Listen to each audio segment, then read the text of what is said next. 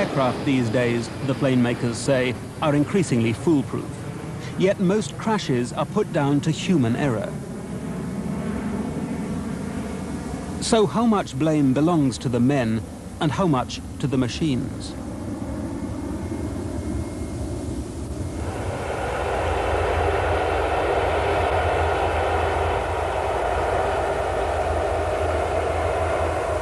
Final call, British Midland Flight BD92 to Belfast. The shuttle run to Belfast usually needs little more than a safe pair of hands. Well, I was just really looking forward to getting home. I'd been over in London at the London Boat Show doing some business. So I was just looking forward to getting back home, coming home, seeing my wife, seeing my baby. My wife had dropped me at Heathrow Airport so I could go back to work again on the Monday morning. The captain was one of the airline's most experienced, one of the old school, flying a brand new state-of-the-art Boeing 737-400. A reassuring combination of steadiness and sophistication. I was over in London attending an engineering exhibition in connection with my work. I had a busy day. It was a good day and I felt it was completed when I had sat down on the plane. Tower, Midland 92, ready for departure. Midland 92, you are clear for takeoff.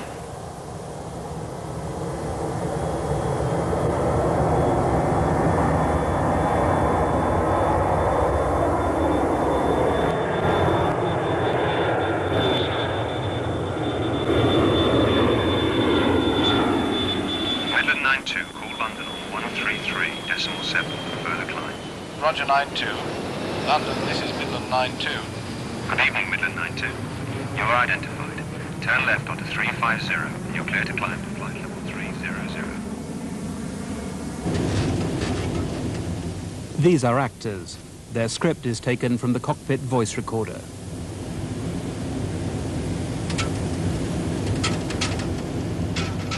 The plane was climbing to its cruising altitude through 28,000 feet.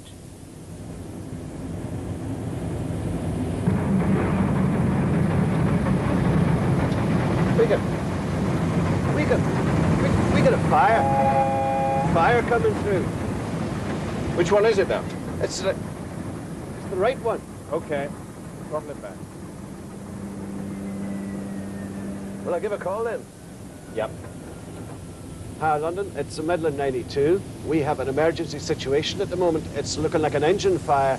We're attempting to close the engine down. We'll keep you advised. Roger, Midland 92. We're level 300. Shut it. Okay. End of the checklist. It was an emergency, but there was no panic. The aircraft was designed to fly on one engine. Okay, APU engines. Seems to be running all right now. Let's just see if it comes in. Midland 92, for your information, you're about 30 miles to the east of Birmingham at this time. Wish to go to Birmingham or Castle Donington? Castle Donington, I think. I'll just check if we can get in. I will take it by the looks of things to Castle Donington. Can you stand by in that one, please? Okay.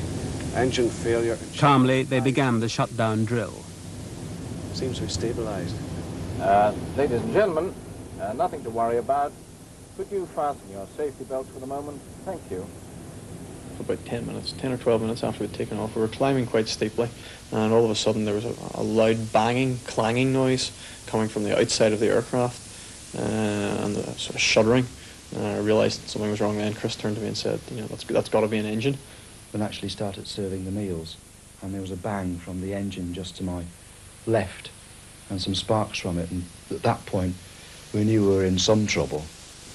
Yeah, we've had an engine running rough, and we've been getting some smoke into the cockpit, which by shutting the engine down looks like we've stopped it. Okay. What's it say? Still no fire. Accomplish engine shutdown, only when flight conditions permit. Shut it. Can you give position, please? Midland 92, could you give souls on board? Say again, just stand by. Shut it down. Okay. We've got thrust closed. For the next 20 minutes, the plane flew normally to East Midlands Airport, its new destination. But the pilots had closed down the wrong engine, the perfectly healthy right-hand one. Are you happy enough for the diversion to East Midlands? Yep.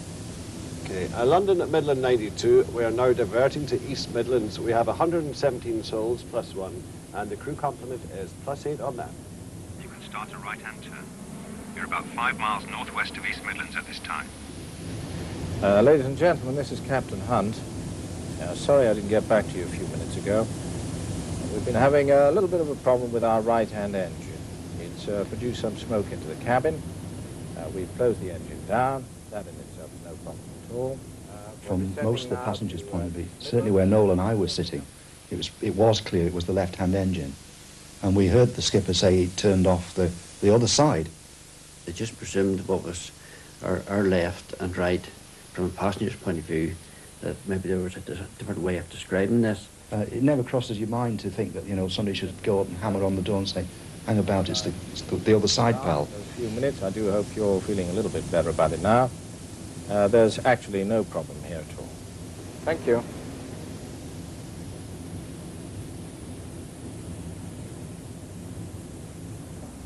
As they nursed the craft back to East Midlands, the priority now was to recompute the new bearing on the automatic navigation system. The ILS, she's not taking the ILS. East Midlands weather, when you're ready. Go ahead. 250 degrees at 10 knots. 10 kilometres visibility, 7 octaves at 1700 feet.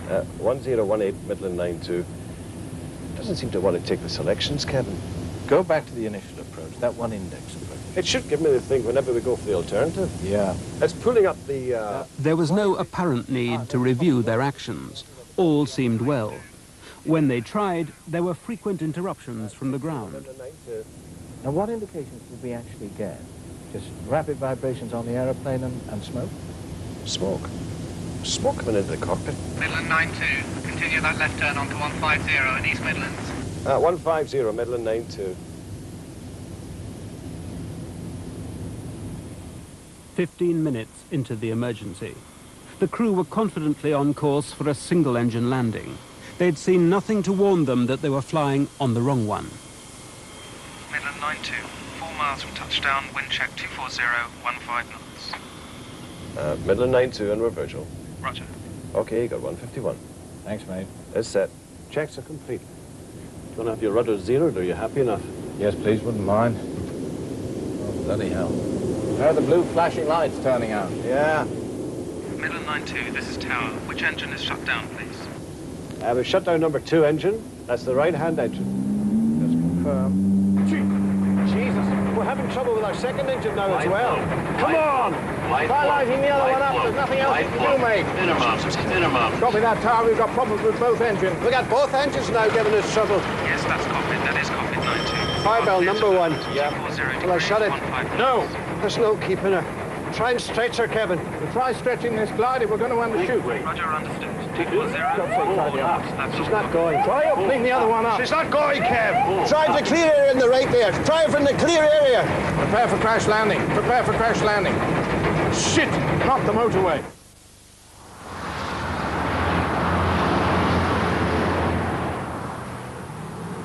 It was like a fairground ride, but it didn't stop. It just kept going down. And you could almost feel the ground coming up to meet the aircraft. You just knew this is going to be very, very bad. Coming into the crash was totally silent, no noise whatsoever. And I had the impression that everyone had sort of taken a breath and was waiting for that when we actually touched down, and it just didn't come. It was a double impact. There was a slight impact when we hit the opposite bank of the M1, and then the main impact when we hit the hard shoulder. And that was incredible. I just literally felt my back explode. With the extra stress on the already damaged engine during the final approach, a broken fan blade had been sucked into the engine, ripping it to shreds. The safety of East Midlands runway had been just yards away.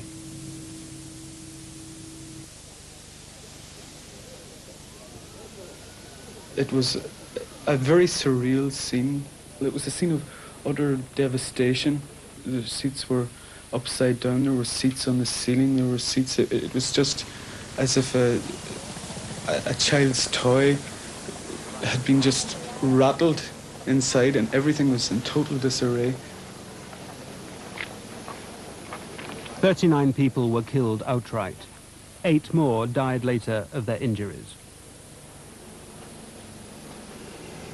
Daybreak brought a clearer view of the wreckage and, for the accident investigators, a dawning recognition of its cause.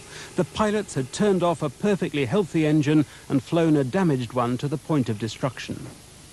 Soon their private assessment had become a public verdict: pilot error. The question was how 2 experienced pilots could have made such a mistake. At the inquest, the pilots frankly admitted both their error and their bafflement at how they could have made it. The reason why went largely by default, when who to blame was so much easier.